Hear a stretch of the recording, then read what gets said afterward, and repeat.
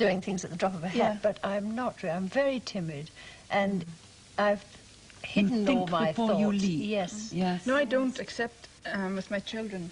I find that I'm not cautious for myself, and that sometimes do things that I know I'm going to regret as soon as I've done them, but I still do them. It's a kind of lemming attitude, you know. I find myself the same with exactly the same attitude. I admire reckless. I'd love to be flamboyant and reckless and not care about anything, but I can't even smoke a cigarette without worrying 2 hours afterwards. It's strange that the people who do reckless jobs, like, say, racing drivers or airline pilots, they really are the most cautious people of all. I hope airline pilots aren't reckless. I think they've got to be to stay alive. I think, you know, while you were speaking, I was thinking of as a child. I mean, it's either you grow up taking risks. And I think when I look back to childhood, I remember the first time I saw my brothers jump in a lint dam, a huge place where they dam the lint. And I thought, I'll do that. And when they're not around, I did it. And then jumping off walls. And, you know, those sort of risks that you take, it's exciting, really. Yes, it's and it's good for you. Isn't it? It's strange you're saying your brothers. I wonder, is the female thing to be more cautious than the male? Oh, it must be, to protect so? the unborn. But I mean, is that, must be. Yeah, does that work then in marriage too, that the men are more usually extravagant or less Well, I careful don't with think money it's or right not? that men are... I don't think it's right that men are more reckless than women. No. I don't think you can That's generalise true, like that. men or boys are more reckless, I think. Well, I think it depends on what you want to do. If you've got something you want to do badly, you don't think... But that's well, a at least I don't. calculated risk, isn't it, that you're... I mean, if I want to do something, I know now I've got things to do, and I'll go along and do them come... There's a kind of emotional... I don't know, if you make a decision to do something that seems absolutely reckless to somebody else, but you've thought it out, it might appear to be. Yeah. Don't you think there are also moments when somebody who's probably been very cautious and rather conservative in their lives can suddenly do the most unexpectedly reckless things, like suddenly just, I don't know, pack their bags, go off. That's what makes heroes, surely. I think of all these people in the war, say, men in the war who have done things to earn the VC. They say afterwards, oh, but I'm not terribly brave. Yes. I didn't think about it. But that's not being reckless. Yes. That's not being reckless. That's But it's one of those institutions you give momentarily. people advice. When they tell you of their problems, you say, well, leave, don't put up with it, for heaven's sake. But when it's yourself... Or shall I go to salon and be a tea? Drop out. Sorry, go on. We had Yes, somebody. sure. We had somebody called at the convent the other night now for food. A young lad of 18, and he had hitchhiked from, he said, Blackpool, somewhere up the north, and he was going to go along to Dover, and he came back the next day to thank us. We give him a meal, but he was going to Dover, and I thought, well, hasn't he got a great nerve on the roads today, and taking this risk as it were. no money And yet for I food. think that he will grow. Yeah. Oh, I can imagine what it's going to do to him. He's going to go back home much more of a man than he left it anyway. You can be overcautious. Oh, yes, you wouldn't There's something move, very, would you? very comforting about being cautious, if you're not cautious. I find it very comforting to have somebody there saying, you mustn't do that, or is that wise? I always believe in giving life a kick, really. That you've got to. I've always said that. You've simply got to give it a kick to get it a move on, as it were. And it's not necessarily reckless. Things stay in your mind. Like, when I was invited to this particular show, where we had the Arundel Festival, you know, there were different things going on, and I was invited to go and see the Cirque Imaginaire. Now, I'd been told I must see it by a lot of friends who'd seen it in London, and I wasn't expecting anything at all, and I didn't know what to expect, because nobody could explain it. I don't even know what one is. What does it mean? It's French, obviously, It's isn't it? yes, the Circus Imaginary, I suppose. Imaginary Circus, Circus. yes. Well, it's Victoria Chaplin and her husband, and this was sort of part of it. This is their poster, and this was when she was doing an act with all sorts of different musical instruments. She looked like a doll walking about the stage, all very colourful, and her husband was doing a few conjuring tricks. But the whole thing was so different than the music and the setting, because it was in the open air at night, in the grounds of the castle, you see. Yes, and you just get these two, and it's a completely black stage, and then suddenly everything starts to happen, and she's there on her own with the music, which is very strange, especially composed. They started this all about 1971, I think, and then it gradually got down to them.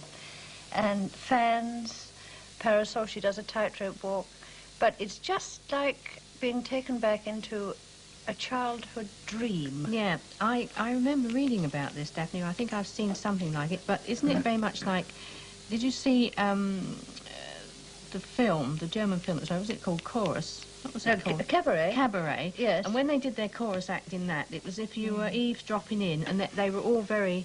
Did you see it with a white face? Yes. Now, I suppose, in a sense, it's the same, because you feel that they're doing it for themselves. That's right. All the time. You don't feel that it's for the audience, although they like the audience to join in.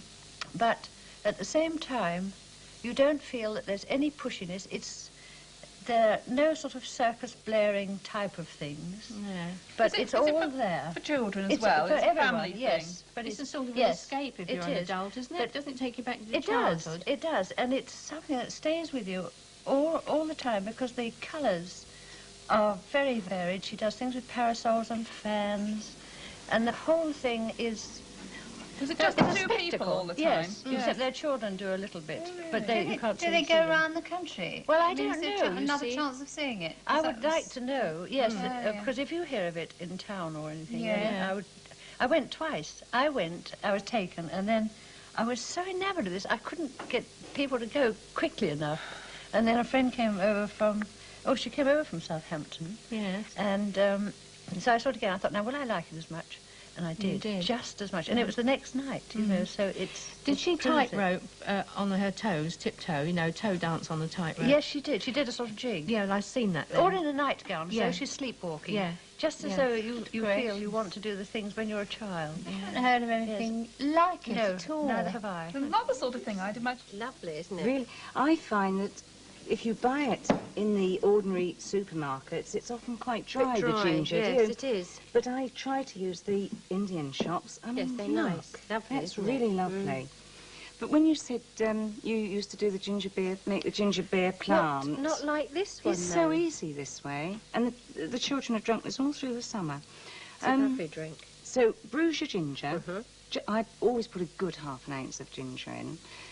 Bring ½ a gallon of water to the boil, and I like to peel the lemon very thinly. And Just the skin. and you see the colour that's come out of that, Mim? Yeah. Look at the colour that's out of the lemon rind. So ½ a gallon, Isn't it? just the For a little bit peel, of peel. and bring it to the boil. ½ a pound of sugar, ordinary white sugar. Pop it over, and give it a really good stir. Can you take that from me? Right, it's hot. Yeah. Make sure it goes over the other side of the ring. Pop in your root ginger. And often the sugar stays at the bottom, so give it a really good stir. Is there to much dissolve difference in that. taste?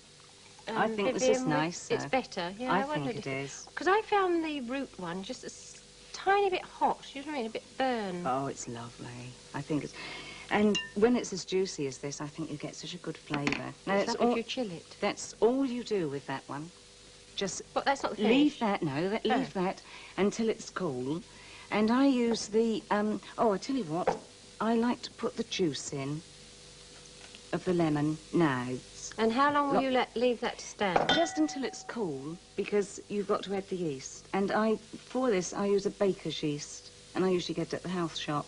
And mix it down with a little water. Any reason why? Is it better? I think it ferment quicker? Yes, it ferments quicker, and you get that lovely frothiness, and I'm sure the yeast makes a difference rather than the wine yeast. Mix it down just so that it starts before you add it to the rest of the liquid, but don't add it until it's cool. And last of all, a quarter of a teaspoonful of cream of tartar, and you get that lovely froth. And that's all you do. It's simple. Leave it to stand for 24 hours, and then you can drink it. And I only make small amounts, Mim, because I find that people say, oh, the bottles burst, the bottles burst. If you make small amounts and put it into these strong beer bottles or cider bottles, I think they are more difficult to get hold of now, but do use a strong bottle. And just use a cork. Because it'll blow the cork then, It'll instead of blow the cork. bottle. And even when I open it, I mean, the children love it, but when I open it, it froths over. I mean, You've got champagne. Yeah, open it carefully, because you do get a lot of frothing Actually, with a it. friend of mine has made some blackberry wine, and they put it up in their loft to mature, and they had the same trouble. It burst. Yes. And all this blackberry wine came through her lounge ceiling. It's where they've bottled up too soon, you see. They've not allowed it to ferment out. But just use an ordinary cork. Don't use the screw-top ones, or really fasten it down tightly. No, I've forgotten actually that I've made them, because I was looking through the loft for something completely different, you know how you do, and I came across these books which I've made for Stuart. Well, it was really all the bits and pieces of things, dance tickets and little bits of this, bits out of the paper and so on. But, you know, I'd collected all the time from the beginning of knowing him. And when it was his 21st birthday, I sort of put them all together into a book. And this is, in fact, just an old Christmas, you know, those Christmas card folder things which I had, which I made into a book. And I called it Our Story. Is this from when you met him, from the beginning? Good Lord, it looks like a film, a terrible film title, that was. It's a bit corny now, trying to look at it now. But I started off, you see, and cut things out of magazines, and then I wrote the things in where it was appropriate. That was when we'd met in 1965. And it goes all the way through, lots of things that we've done together. And then there's a bit about him, and this is a thing he had once when he was stewarding something or other with his name on, Stuart Barrington. What on earth made you think of doing a thing like this? Because it's quite complicated. Well, I was at college at the time, and somehow it's sort of one of those things you sort of tend to do. Like project. Yes, you see, when I first met him, he was a student at the Hampshire County Farm Institute, which of course is the Hampshire College of Agriculture now. But he was a student there then, so of course I kept all the things that he'd had. Does he know you're showing us? Oh, yes, we had a lovely evening going through them all again, actually. And then it goes on through, and that's me. I start a little bit about me. That's me when I think I was about 3 then. I told you I've started a gallery of family portraits in my house at the top of the stairs. Yes. On all the old ones I'm finding, just every month or so, hang up a few more. Yeah. It's lovely, isn't it? I mean, all the old that's pictures. What I was doing. So I was at Domestic Science College then, in Bath, and these are all things sort of about that, you know. You see, this is a bit like my flower book. And because this is started in 1965, in years to come I can go through it and think of the same thing. Oh, this is lovely. You forget about all the things you did, and what do you do with all the things that you save anyway? See, that's a photograph of us, look. I bet you can hardly recognise either of us. I recognise you. No. My goodness me. It's an old car. He often says I've improved. But I don't know, that's debatable. No, I think but that one I gave him on his 21st birthday, and then I did another one because, you know, when you're sort of courting, you go out a lot to things, and we had lots of How do you remember how to keep them in sequence? Oh, well, I did them all at once, you know. I mean, I haven't, it's not like a scrapbook which I've kept from from month to month. I had it all. Yes. And this one I gave him on the night before we got married, when he, you know, went home single for the last time. Instead of a wedding present, I assume. Well, yes. It's cheaper, actually.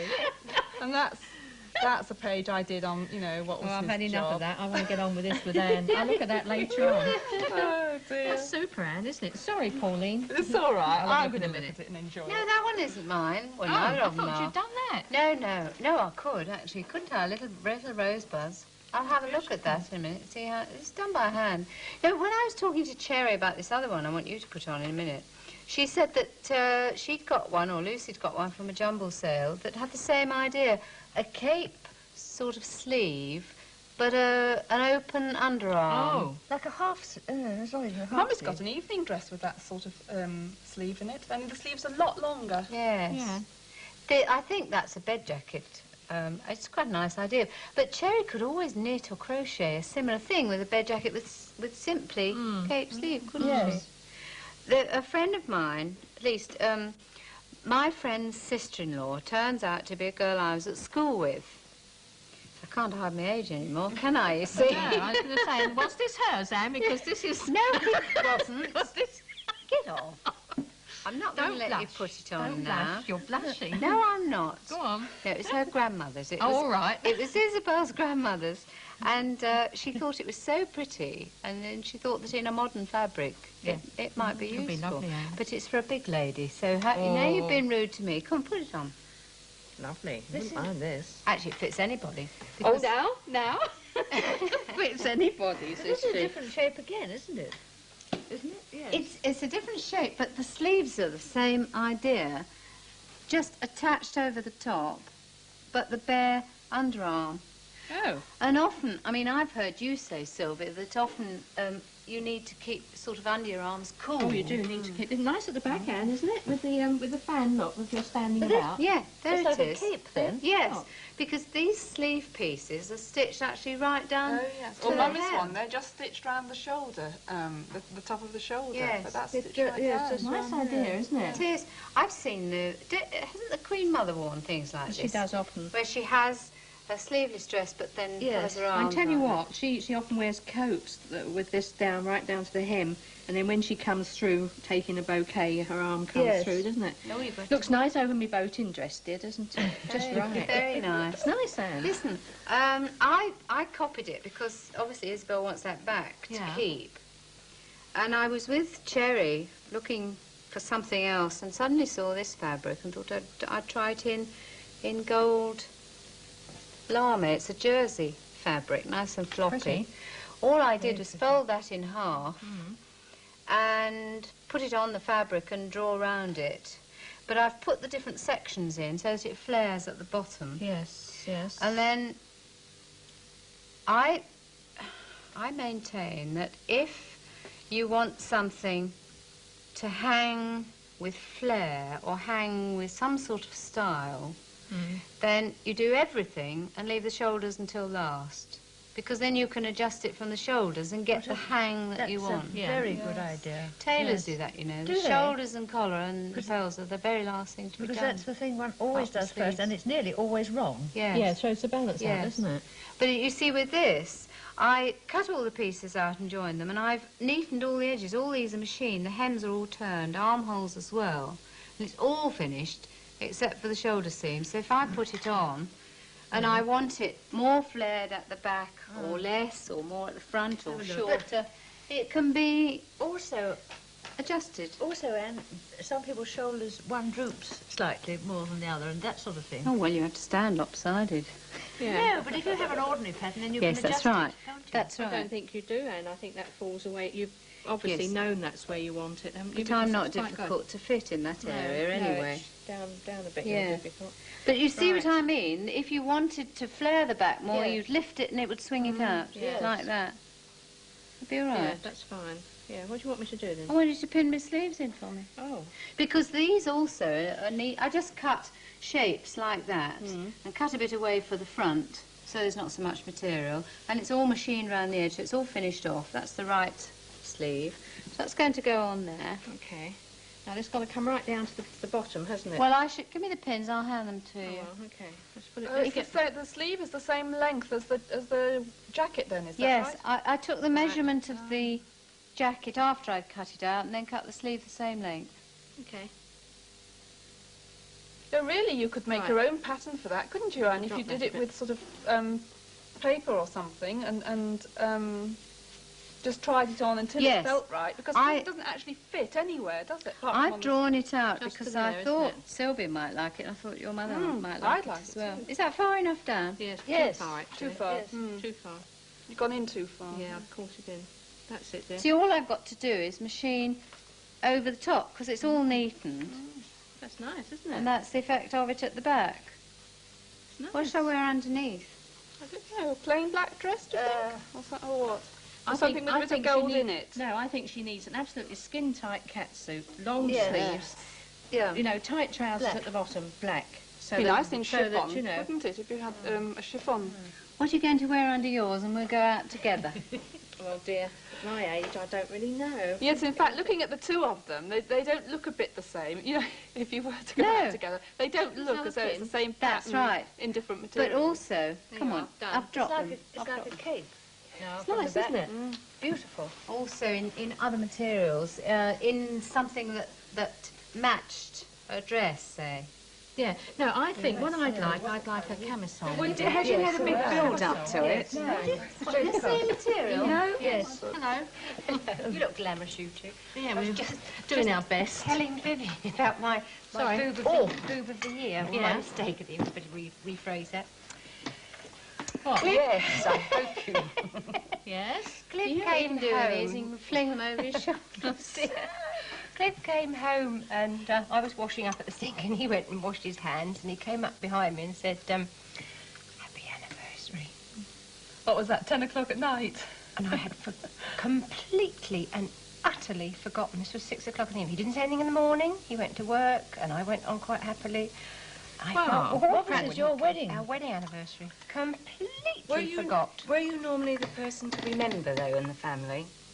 Has Cliff always remembered, or was it you? Well, normally? he did this time. Usually I like to celebrate sort of special days, so I think it's a good reason to sort of have dinner or a little bit of a knees-up. Sometimes I get a bit sort of fed up when it's anniversaries, because I think, oh, to do something, we ought to buy each other nice presents and things like other people seem to, but we never do, because I always say, don't buy me anything, we can't afford it. Oh, don't bother.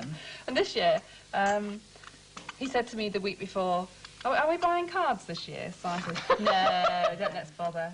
It's only a waste of money. You'll put it in the bin afterwards, you know. Anyway, on our anniversary, my mother-in-law remembered, and Lorna had remembered, but it didn't come on the day. It came the next day. Mummy forgot. And I thought, this is funny, really. Anniversaries, I think, really are supposed to be remembered, aren't they? Well, I think the whole thing's totally overrated. I can't see any point in it at all. Yes, but well, you wouldn't. Right. I don't mean just in wedding anniversaries. I mean birthday. Don't you like to celebrate your birthday? Oh, mine, yes. Nobody else's. No.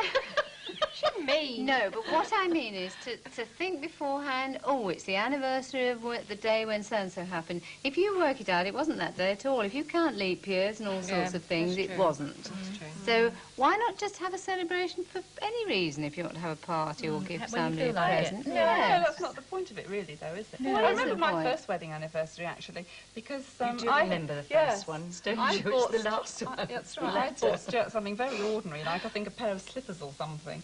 And on the day of the anniversary, which of course was a Sunday because we got married on the Saturday the previous year, I was sort of waiting for him to gaily come out with a little parcel or something or other, and then nothing came. And I went all day, and I began to sulk and be more and more moody as the day went on. And in the end, about 4 o'clock in the afternoon, I got out these slippers and said, well, here's yours then. I can't hide them for another year. And he hadn't thought of getting a present. No, I must tell you mine. Mine over the years has gone on and on and on. When I first got married, my honeymoon was spent in Bournemouth at a hotel called the Wimbledon Hall Hotel, where my uncle, who I used to work with, had come over from Denmark and scrubbed the steps when he was 15 years old. And he said, it's a lovely hotel, I know it well, I'll treat you and Rog to your honeymoon. So down there we went, you see, and that was that. And the next 2 or 3 years, I think we were very busy. And about the 4th year, my uncle said, oh, my aunt and I, Em and I, would very much like a little break. It's your wedding anniversary come up, so shall we all go to the Wimbledon Hall Hotel? So I said, well, all right, so off we went, you see. Well, I didn't go there anymore, but as time went on, we did different things. For about the last 10 years, we'd done nothing. But finally, this last anniversary, which was in April, neither of us said anything to each other at all. And then Rog came home 2 days before, and he said to me, I've got a nice dinner laid on, he said, down at Sunningdale on so-and-so, April, well, it was 2nd. So I said, oh, that's nice, good. So it's all right, well, don't you forget. I said, no. Well, I didn't know, did I? It was his dinner laid on with his golf club, and I went to bed early. Oh, I thought you were going to say you both made the same appointment in the hotel or something. I don't even remember. I mean, do you remember what date your wedding anniversary is, Daphne? Because I don't even remember. I wouldn't be able to celebrate it, even if honestly, I can't remember. I had a laugh recently when I finished with the hospital and they said I was all right. Cliff said, we're going out for dinner tonight, and we drove for miles into the forest and found this very, very expensive hotel. Oh, yeah. And we went in and sort of looked at the menu, and he went, you're joking, I'm not paying a quid for mushrooms, you know. Shut it and said, come on, we're going out. We sort of drove miles back, and we ended up at our local fish and chip shop. So, whenever he says to anybody, now I'm going to take her out, I said, what, up our local fish shop? Not again. But it's funny because we always used to give presents. I mean, I'm surprised that when you say you don't give them when you're first married. We used to give them when we were first married, but you know, it's just we never had the money. Gone That's by. really the reason. We didn't. But you can make things. Yes. You can make handkerchiefs. I won't tell you what I used to make. It's incredible, really, isn't it? I suppose people do remember, but as you get on in life, you don't. Then I think